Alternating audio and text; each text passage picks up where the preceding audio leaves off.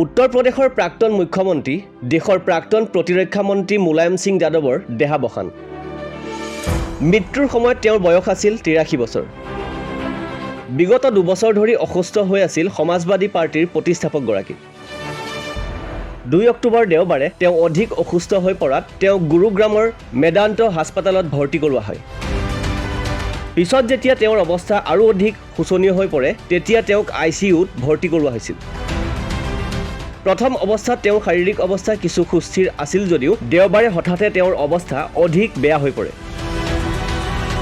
চিকিৎসালয়ৰ কৰ্তৃপক্ষই জনোৱা মতে সমাজবাদী পাৰ্টিৰ নেতাজনৰ অক্সিজেনৰ মাত্ৰা নিশা বহু পৰিমাণে হ্ৰাস পাইছিল যদিও প্ৰায় 3 ঘণ্টা ধৰি অক্সিজেনৰ মাত্ৰা বৃদ্ধি কৰি শাৰীৰিক অৱস্থা কিছু সুস্থিৰ কৰা হৈছিল যদিও তেওঁক ৰক্ষা কৰিব নোৱাৰিলে হাস্পতাল কৰ্তৃপক্ষই।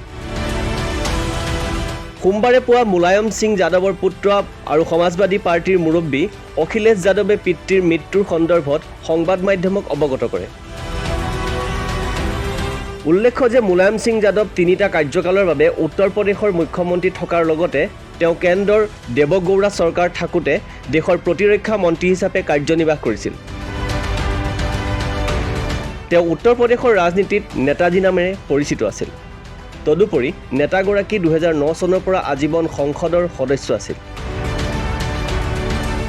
National desk report, daily time Assam.